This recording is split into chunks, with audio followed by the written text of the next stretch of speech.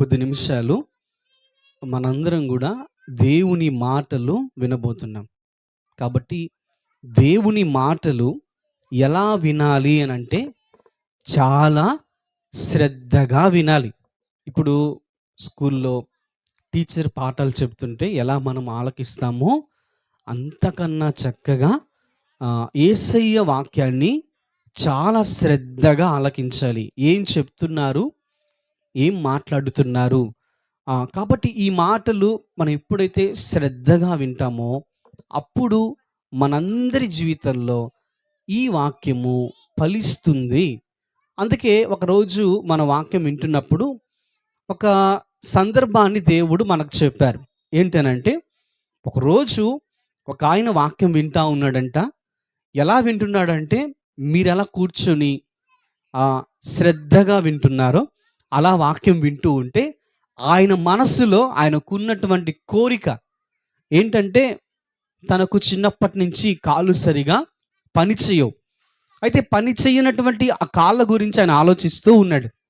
వాక్యం వింటుంటే ఆయనకి ఎలా ఉందనంటే, అబ్బా నిజంగా యేసయ్య ఇలాంటి కార్యాలు చేశాడు, నా విషయంలో కూడా చేస్తే బాగుంటుంది, నా జీవితంలో కూడా చేస్తాడు అనేటువంటి ఒక నమ్మకాన్ని బట్టి ఆయన అలా కూర్చుని ఉన్నప్పుడు ఈ వాక్యము ద్వారా తన జీవితంలో ఆ కార్యం జరిగింది. అట్లాగే ఇక్కడ కూర్చున్నటువంటి మనం కూడా శ్రద్ధగా దేవుడు మనతో ఏం చెప్తున్నారు అనేటువంటి మాటలు మనం విన్నామంటే అప్పుడు మన జీవితంలో అవి మనకు ఫలభరితంగా ఉంటాయి, ఆశీర్వాదకరంగా ఉంటాయి. మనకు వాక్యం చదివాం. ఆ వాక్యము బైబిల్లో మత్తయి అనేటువంటి సువార్తలో మనకు కనిపించింది.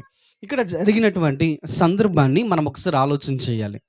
ఇక్కడ యేసు ప్రభువారు ఈ లోకంలో ఆయన జీవించినటువంటి కాలం, యేసయ్య ఎలా జీవించారు, అసలు యేసయ్య యొక్క ఉద్దేశం ఏంటనేది మనకు బైబిల్లో నుంచి చాలా స్పష్టంగా అర్థమవుతుంది.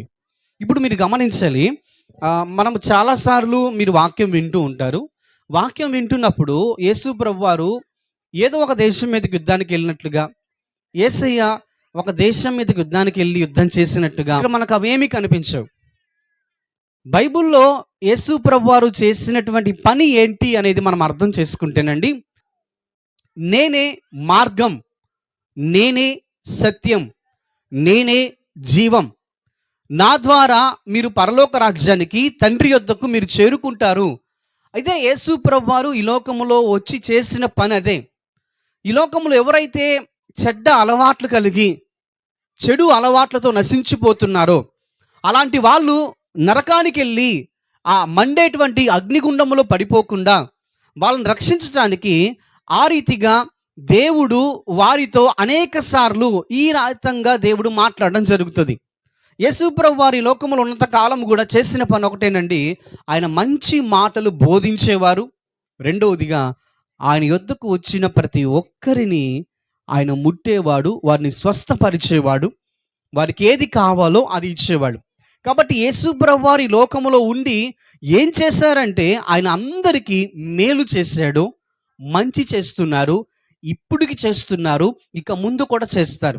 ఎవరి పట్ల అనంటే ఎవరైతే ఆయన పట్ల ఒక నమ్మకాన్ని కలిగి ఉంటారో, ఒక విశ్వాసాన్ని కలిగి ఉంటారు. అయితే ఈ యొక్క చదువుకున్నటువంటి సందర్భంలోంచి మనం ఆలోచిస్తే అక్కడ ఇద్దరు వ్యక్తులు మనకు కనిపిస్తున్నారు. ఆ ఇద్దరు వ్యక్తులు ఎవరు, ఏంటి వారి పరిస్థితి అంటే, ఆ ఇద్దరు వ్యక్తులు గ్రుడ్డి వాళ్ళని మనం చదువుకున్నాం. గ్రుడ్డి వాళ్ళ గురించి మనము బహుశా అది ఎలా ఉంటుంది అని మనం ఎక్స్పీరియన్స్ చేయాలంటే, ఇప్పుడు చక్కగా మనం అందరం కళ్ళు మూసుకున్నాం అనుకోండి, కాసేపు మనకేం కనిపించదు. మనం ఏమంటామంటే, అరే లైట్ వెలిగించండి చాలా చీకటిగా ఉంది అంటూ ఉంటాం. కానీ గ్రుడ్డి వాళ్ళగా ఉన్నటువంటి వాళ్ళ జీవితం అంతా చీకటే, వాళ్ళకేమి కనిపించదు. వారు ఎలాగ ఉంటారంటే ఎవరో ఒకరి సహాయాన్ని కోరుకుంటూ ఉంటారు. వారి సొంతగా ఏదైనా పనులు చేయాలన్నా వాళ్ళు చేసుకోలేనటువంటి కష్టమైన పరిస్థితుల్లో ఉంటారు. అయితే ప్రియమైన దేవుని బిడ్డలారా, యేసు ప్రభువుని గురించినటువంటి వార్త ఎలా వెళ్ళిపోతుందంటేనండి, యేసయ్య ఒక ఊరికొచ్చారంటే ఆ ఊర్లో అంతా కూడా ఆయన తిరుగుతూ, సంచరిస్తూ, దేవుని యొక్క మంచి మాటలను బోధిస్తూ, బోధించిన తర్వాత వచ్చిన ప్రతి ఒక్కరిని కూడా స్వస్థపరిచేవారు. వారి జీవితంలో కార్యాలు చేసేవాడు. అయితే యేసయ్య అలా కార్యాలు చేస్తున్నప్పుడు అవన్నీ కూడా వేరే వేరే ప్రాంతాలకు యేసు ప్రభు కీర్తి ప్రకటించబడుతూ ఉంది. యేసు ప్రభు గురించి అందరికీ వినబడుతూ ఉంది. చాలామంది యేసు గురించి వింటూ ఉన్నారు. ఇప్పుడు చిన్న ఎగ్జాంపుల్ చెప్తాను. ఇక్కడికి మేము వచ్చి యేసు ప్రభు గురించి చెప్తున్నాం. ఎందుకు చెప్తున్నామంటే ఆయన మా పట్ల అనేక కార్యాలు చేశారు, చేస్తున్నారు, ఇక ముందు చేయబోతున్నారు. అయితే అక్కడ కూడా ఏం జరుగుతుందంటే యేసు ప్రభు వారు తను చేసినటువంటి కార్యాలు ఒక్కొక్కరు చెప్పుకోవడం ప్రారంభిస్తున్నారు. ఆయన ఎవరో యేసు ప్రభు అంట. ఆయన ఏ ఊరికి వెళితే ఆ ఊరిలో చాలా గొప్పగా బోధిస్తున్నారంట. ఆయన వాక్యం వింటుంటే వ్యభిచారం చేసేవాళ్ళు, మద్యం అలవాటు ఉన్న వాళ్ళు, సిగరెట్ తాగేవాళ్ళు, లేకపోతే రకరకాల చెడ్డ అలవాట్లు ఉన్నవాళ్ళు, చెడ్డ తలంపులు ఉన్నవాళ్ళు, వాళ్ళందరూ మారిపోతున్నారంట. ఆయన అంత గొప్పగా మాట్లాడుతాడంట, ఆయన అంత గొప్పగా బోధిస్తాడంట అని ఆ మాటలు ప్రచారం అవుతూ ఉన్నాయి. అంత మాత్రమే కాదు, ఆయన దగ్గరకు వచ్చిన ప్రతి ఒక్కరూ ఏ కష్టంలో వచ్చినా కూడా ఆయన వారిని ముడితే చాలు వారి కష్టాలు పోతున్నాయంట, వారి జీవితాల్లో గొప్ప మార్పు వస్తుందంట అని అక్కడ ప్రచారం అవుతున్నప్పుడు ఈ గుడ్డి వాళ్ళు యేసు ప్రభుని చూడలేదు. ఎందుకంటే వారి కళ్ళు లేవు కాబట్టి. కానీ వారు విన్నారు. ప్రియ దేవుని బిడ్డలారా, ఇక్కడ మనం ఏం అర్థం చేసుకోవాలంటే యేసయ్య ఎలా ఎవరిని ముడుతున్నాడో, ఎలా ఎవరిని బాగు చేస్తున్నాడో ఆ ఇద్దరు గుడ్డి వాళ్ళు చూడలేకపోయారు. కానీ వారు ఆ మాటలు వింటూ ఉన్నారు. ఇప్పుడు ఇక్కడికి వచ్చినటువంటి మనం, ఇక్కడ కూర్చున్న మీరందరూ కూడా యేసు ప్రభు వారిని మనం ఎవరం చూడలేదు. కానీ యేసు ప్రభు వారు చేసినటువంటి కార్యాలు, చేసినటువంటి పనులు ఇవన్నీ మనకు పరిశుద్ధ గ్రంథము అనేటువంటి బైబిల్లో వ్రాయబడ్డాయి. ఆ మాటలన్నీ కూడా మీరు వింటున్నారు. విన్నటువంటి మీరందరి హృదయంలో ఒక చిన్న నమ్మకం అనేది ఏర్పడుతూ ఉంది. అలాగే వాళ్ళ జీవితం కూడా అంతే. వాళ్ళు యేసు ప్రభుని చూడలేదు, ఆయన కార్యాలు చూడలేదు. కానీ వాళ్ళలో ఏం కనిపించిందంటే వారు విన్నటువంటి దాన్ని బట్టి యేసు ప్రభు దగ్గరికి రావటం ప్రారంభించారు. యేసయ్య ఒక ఊరికి వచ్చాడు. వచ్చిన తర్వాత వీళ్ళేం చేస్తున్నారంటే యేసు ప్రభు వారు పలానా ప్రదేశంలో ఉన్నారంట అని విన్నటువంటి వీళ్ళు వారిద్దరు కూడా నడుచుకుంటూ యేసయ్య కాడికి వచ్చారు. వాళ్ళు అంటున్న విషయం ఏంటో తెలుసా? మాట ఏంటో తెలుసా? దావీదు కుమారుడా మమ్మల్ని రక్షించు, దావీదు కుమారుడా మాకు సహాయం చెయ్యి అని వాళ్ళు కేకలు వేయడం ప్రారంభించారు. ప్రియ దేవుని బిడ్డలారా, ఒకటి మనం జ్ఞాపకం చేసుకోవాలి. ఎప్పుడైతే దేవుని యొద్దకు మనం వస్తామో, మనం వచ్చినప్పుడు దేవునికి మనము ప్రార్థన చేయాలి. ఇదే ఇక్కడ వాళ్ళు చేస్తున్నటువంటి పని. వాళ్ళు ఏం చేస్తున్నారంటే అరుస్తూ ఉన్నారు, కేకలేస్తున్నారు. ఎందుకు ఈ కేకలు? ఎందుకంటే వాళ్ళు అంటున్నారు, అయ్యా యేసయ్యా మమ్మల్ని కరుణించండి, మమ్మల్ని కరుణించండి, మేము ఈ లోకాన్ని చూడలేం, మాకిద్దరికి కళ్ళు లేవు, అయ్యా మమ్మల్ని కరుణించు కరుణించు అని కేకలు వేస్తూ ఉంటే యేసు ప్రభు వారు చుట్టూ ఎప్పుడు కూడా అనేక మంది జన సమూహం ఉంటారు. ఒక ఊరికి ఈరోజు ఒక ఎమ్మెల్యే కానీ ఎవరైనా వచ్చారనుకోండి, ఆయన అనుచరులు ఆయన చుట్టూ ఉంటారు. కానీ ఆ రోజుల్లో యేసు ప్రభు ఒక ప్రాంతానికి వెళితేనండి, యేసు ప్రభు ఒక ప్రాంతానికి వెళితే ఆ ఊరంతా ఆయన చుట్టూ ఉండేవాళ్ళు. ఎందుకంటే ఆయన బోధలు అంత గొప్పగా ఉంటాయి. ఆయన మాట్లాడుతూ ఉంటే ఆ మాట వినటానికి చాలామంది వచ్చేవాళ్ళు. ఇప్పుడు ఏం జరుగుతుందంటే ఆ ఇద్దరు గుడ్డి వాళ్ళు యేసు ప్రభుని కేకలు వేస్తున్నారు. యేసు ప్రభు దూరంగా ఉన్నారు. వీళ్ళు కేకలు వేస్తున్నారు. యేసు ప్రభు వారు ఒక ఇంటిలోనికి వెళ్ళారు. వాక్యం చెప్పడానికి అలా కూర్చున్నారు. కూర్చున్నప్పుడు ఈ ఇద్దరు గుడ్డి వాళ్ళు ఏం చేశారు తెలుసా? ఆ ఇద్దరు గుడ్డి వాళ్ళు సహాయాన్ని కోరుకొని వాళ్ళకి కనిపించకపోయినా కూడా వాళ్ళు వచ్చి ఆ ఇంటిలోని కూర్చోవడం ప్రారంభించారు. ప్రియమైన వారలారా, ఇక్కడ మనం ఏం నేర్చుకోవాలంటే యేసు ప్రభు యొద్దకు మనం ఎలా రావాలంటే బహుశా మన పరిస్థితులు ఎలా కనిపించినా, ఎలా ఉన్నా, ఎటువంటి పరిస్థితుల్లో ఉన్నా కూడా మనం దేవుని యొద్దకు రావటానికి ఎలా ఉండాలంటే చాలా ఆసక్తి కలిగి ఉండాలి. ఇప్పుడు వీళ్ళు ఏం చేస్తున్నారంటే వాళ్ళు దూరంగా పిలిచారు, కానీ యేసు ప్రభు వెళ్ళిపోయారు. అయినా కానీ వాళ్ళు విడిచిపెట్టట్లేదు. యేసయ్య కాడికి ఎలాగైనా వెళ్ళాలి అనుకున్నారు. అందుకే యేసయ్య ఒక ఇంటిలో ఉన్నాడు అనేటువంటి వార్త విన్నారు. అలా తవుడుకుంటూ మనుషుల సహాయం కోరుకుంటూ అలాగూ అలాగూ ఆ ఇంటిలోనికి ప్రవేశించారు. ప్రవేశించి మళ్ళా అడుగుతా ఉన్నారు, యా యేసయ్యా, మా కళ్ళు లేవు, మాకు సహాయం చెయ్యి అని అడుగుతూ ఉన్నారు. అడుగుతున్నప్పుడు యేసు ప్రభువారు ఒక ప్రశ్న వేశారు అక్కడ. ఏంటి ఆ ప్రశ్న అంటే, నేను దీన్ని చెయ్యగలను అని మీరు నమ్ముతున్నారా అని అన్నాడు. మీరు గమనించాలి, బైబిల్ గ్రంథములో యేసు ప్రభు నొద్దకు వచ్చే ప్రతి ఒక్కరు ఎవరైనాను కూడా వారిలో ఉండవలసినటువంటి ఒక లక్షణం ఏంటంటే విశ్వాసం, నమ్మకం మనకుండాలి.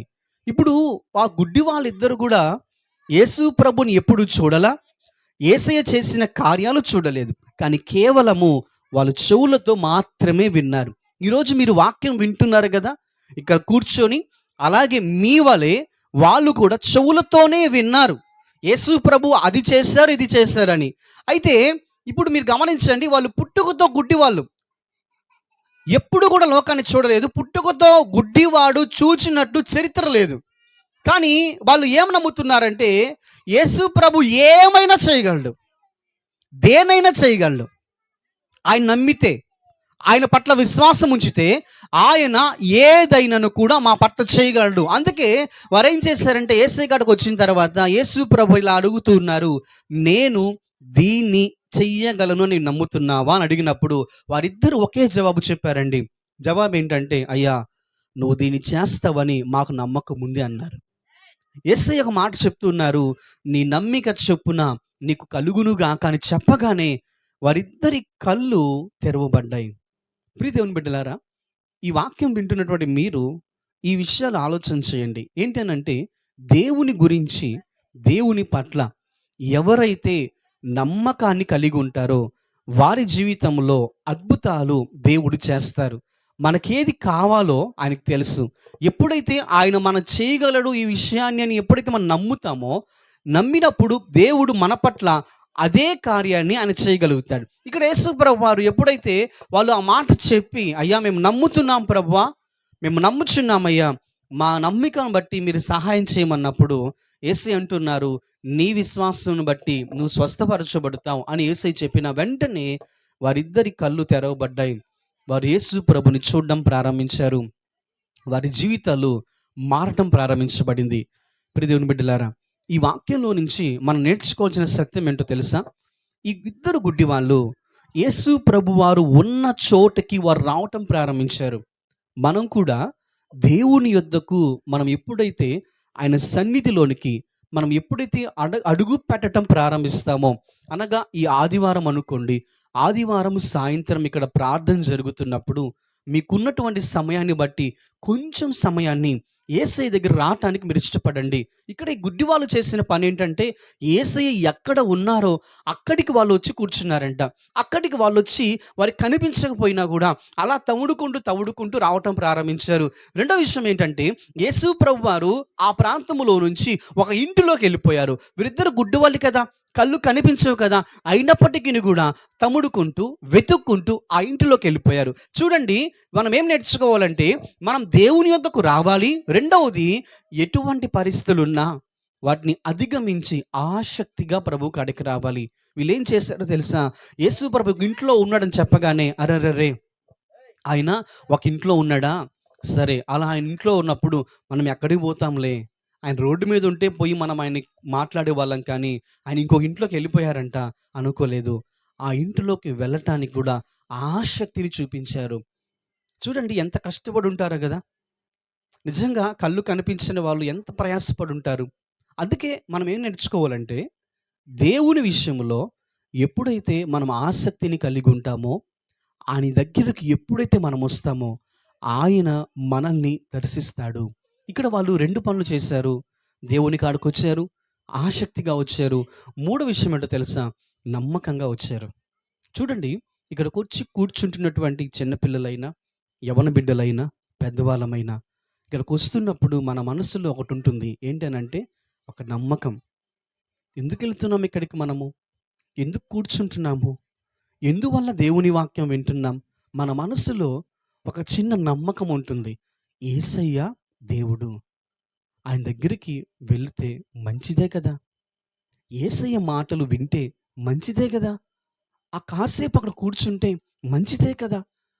ఏదైనా సరే ప్రార్థన చేస్తే నా జీవితంలో కూడా ఆ యేసయ్య ఈ గుడ్డి వాళ్ళను బాగు చేసినట్టు నా జీవితంలో కూడా ఏదైనా అద్భుతం చేస్తాడు కదా! అది కూడా నాకు మేలుకరమే కదా!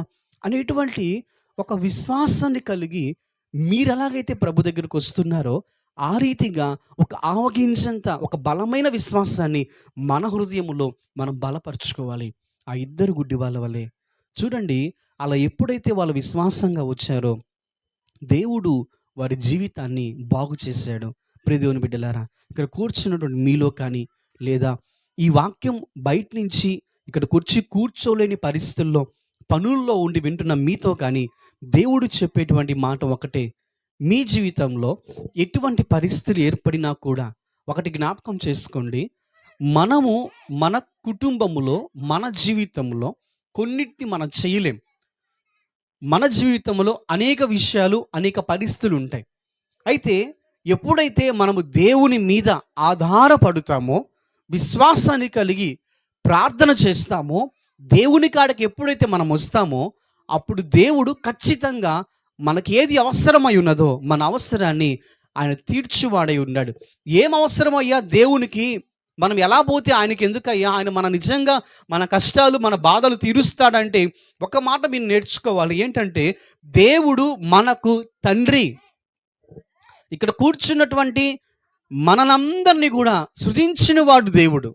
కాబట్టి దేవుడు మనకు తండ్రి కనుక ఈ రోజుల్లో మన పిల్లలకు ఏదైనా చిన్న కష్టం వస్తే, ఏదైనా చిన్న బాధ వస్తే ఒక తల్లిగా, ఒక తండ్రిగా ఎంత విలవెల్లాడిపోతామో, ఎంత ఆలోచిస్తామో, ఎంత టెన్షన్ పడుతామో, ఒకవేళ ఎటువంటి ఆలోచన కలిగి ఉంటామో, అయితే అంతకు మించినటువంటి ప్రేమ కల దేవుడు మన గురించి ఆలోచించకుండా ఉంటాడా? మన జీవితాన్ని ఇలాగే ఉంటే ఇలాగే వదిలేస్తాడా? ఆయనకు సమస్తము సాధ్యం. ఆయన శక్తిమంతుడు కనుక నమ్మకం కలిగి ఆయన కొరకు ప్రార్థన చేద్దాం. విశ్వాసం కలిగి దేవుని యొద్దకు వద్దాం. కాబట్టి ప్రియ దేవుని బిడ్డలారా, ఇక్కడ చేరి వచ్చిన మీరందరి హృదయంలో విశ్వసిస్తున్నారని నమ్ముతున్నాను. కాబట్టి మీ విశ్వాసము చొప్పున మీరు ప్రార్థన చేయండి. దేవుని యొద్దకు రండి. దేవుని యొద్ద విశ్వాసంగా ఉండండి. ఒక దినాన దేవుడు ఈ ఇద్దరి గుడ్డి వాళ్ళని దర్శించినట్లుగా మిమ్మల్ని కూడా దేవుడు దర్శిస్తాడు. మీ జీవితాల్లో కూడా ఏదైతే మీరు కోల్పోయి ఉన్నారో, దేని కొరకైతే మీరు బాధపడుతున్నారో, దేని కొరకైతే ఆలోచిస్తున్నారో, ఇవన్నీ కూడా ఆయన మీ జీవితంలో చేయుటకు ఆయన సిద్ధంగా ఉన్నారు. కాబట్టి మనం చేయాల్సింది ఒకటే, దేవునితో రండి, ఆసక్తిగా రండి, ప్రార్థన చేయండి, విశ్వాసంగా ఎదురు చూడండి. ఒకరోజు దేవుడు మిమ్మల్ని మీరు కోరుకున్నటువంటి ప్రతిదాన్ని మీకు ఇవ్వగలడు. కాబట్టి ఈ విశ్వాసంతో ఈ లోకంలో మనం ముందుకు కదులుదాం. దేవుడి యొక్క కొద్ది మాటలు మన వెనుకడిలో దీవించి ఆశీర్వదించునుగాక. ఆమేన్.